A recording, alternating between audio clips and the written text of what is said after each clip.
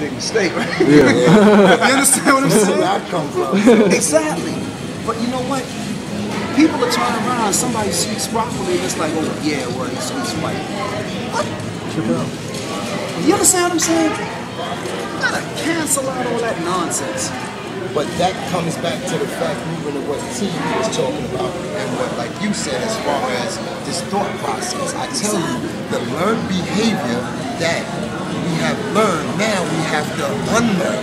That's gonna be our biggest hurdle. So, oh yeah, well that's the way the warfare comes in, because you change tradition, and see that's like going against the grain. We need a war chest. Yes. Yes. Yes. Because you know what happens? If it looks better to you to be hanging out there, yo, this is some quick money, even though there might be something bad at the end of it, right? But if now they're looking at brothers who like we are sitting here and saying, hey, you know what? If we put our heads together with this, we need to sling this many t-shirts to get this bottom threshold. We need to get X, Y, and Z in sponsorship to do this. And we need to get that bus company versus that one, because you know what? It may be black owned, and even if it's not, they're gonna give us a better break because of this, that, and the third. Because we're gonna bring them money. It's gotta be a logical decision. You gotta do like the banks do. We separate ourselves from the emotion. Which I spoke of. Emotion. Go straight to the heart of the matter. Yeah, you got to the heart. Yeah. It's a numbers game, okay? But do we have a higher? Right. Because we know that if we do something that, again, I don't want to get ahead of myself, but as I look forward, I'll just give you an example for a minute. I'm working on something right now where we're building a bigger fund, and I mean that. My background is pretty straightforward. I'm an international investment banker. I'm 45 years old. The last 25 years, Wall Street. I've seen companies, or I've taken companies public. I've done the kind of things that you see that like movie like Wall Street. Yet, I'll never forget that there was a time in my life when I was working from 11 to 7 in the morning. I had time for breakfast and to be in school at 9. Except Harvard, wonderful, great, couldn't afford it. But I wanted to become a neurosurgeon, straight up. But life took me for changes, for a loop. Make a long story short, by the time I turned 18, you hear me? 18, I had my first piece of real estate. Ain't looked back since. Father came in, wanted to purchase. Guess what? I haven't needed a cosign since. Fellas, when you talk and you've been there, it comes from a different place. Yeah. When you have so-called been there, done that, your conviction just shines. They talk about it. So when that brother thinks you don't know his experience because he sees you in a suit, oh yeah, it's Brioni, big deal. At the end of the day, they look at you and they think that you're different. So it's almost licensed to not treat you like you should be treated. Because he's expecting you to look down on him. And what they don't understand is I'm probably the most humble brother you've ever met. Ever. Let's talk about it. I have this problem always. Every single day. I have students. That's the biggest word. Where I instruct them on empowerment, motivation, to become self-sufficient, and that is the most major key. When they see me in a suit and tie, a Brooks Brothers with some Italian shoes on, some Mascalonis, and I ain't got my grills on and all of this other stuff, and they look at me like I'm some corporate jerk, like I'm some nerd, which is cool. And in a sense, to me, it's cool. Because guess what? It sets another precedent for them. But once I speak to them, that's the first thing they say, yo, you do sound like a white boy. But then afterwards, I gotta get gully with them. That's why I tell you I'm real. I have to tell them what it is. I said, listen, my brother, do me a favor.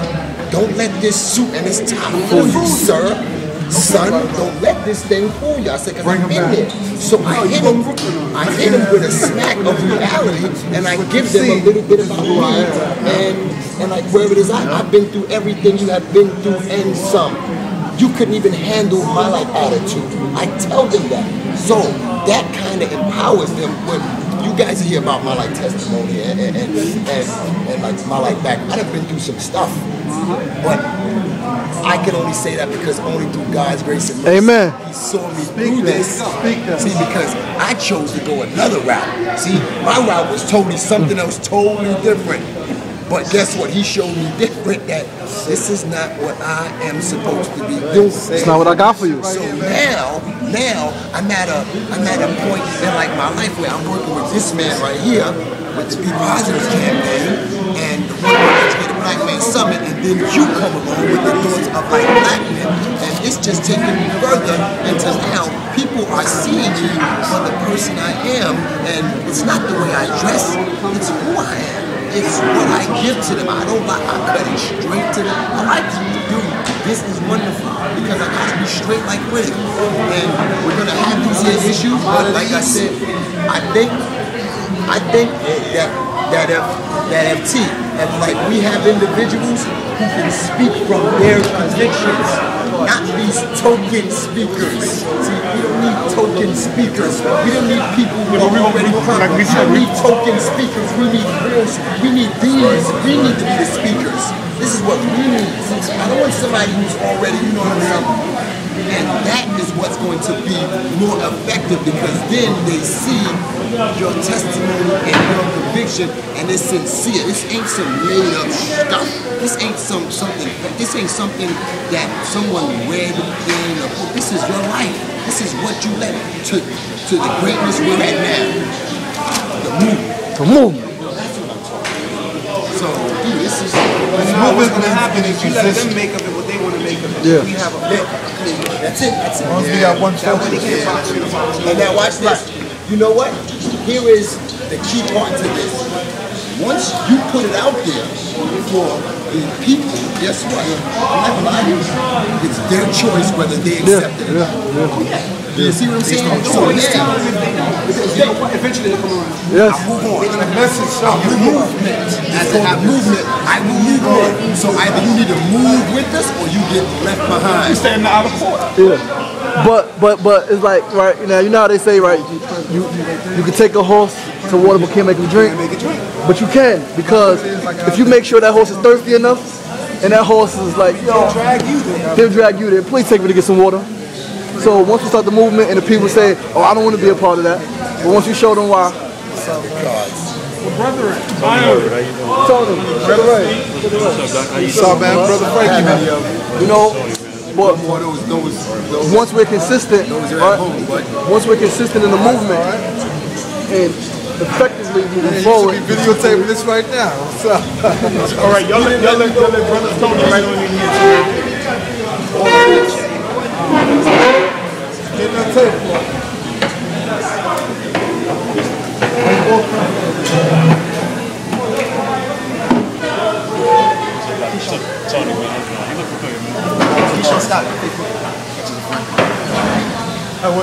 Tony, since you're the last one. Now, let me ask y'all a question before we really knock this thing out. Huh? What is everybody doing on Thursday around 3 o'clock? I got a cleaning contract in Brooklyn. Huh? On a cleaning contract. You know, we got a cleaning business, family business. We got a contract out there in Brooklyn. The White Coat Museum. Oh yeah, my clothing designer made this. Huh? No, I haven't even called on the company. Especially you, Ruben, because I would like to put you on, and I'm gonna bring Tony on and do an interview.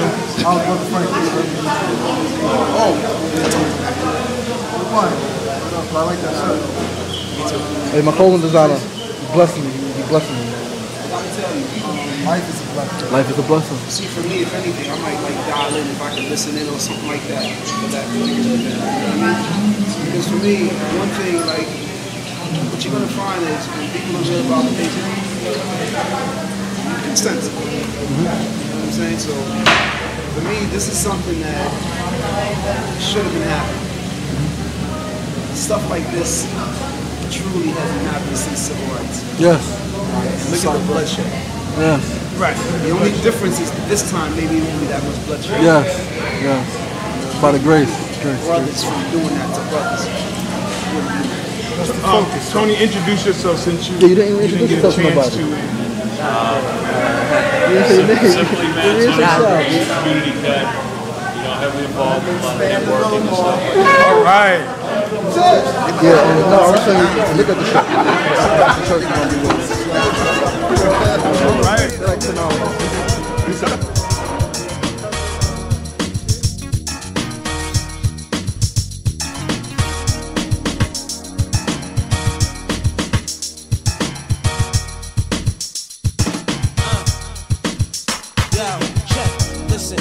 Same, ain't we? Just because we different colors, we can't hang me. Now whoever said that dog is dead wrong. They must have not known love is not wrong. Here we all go through our different problems.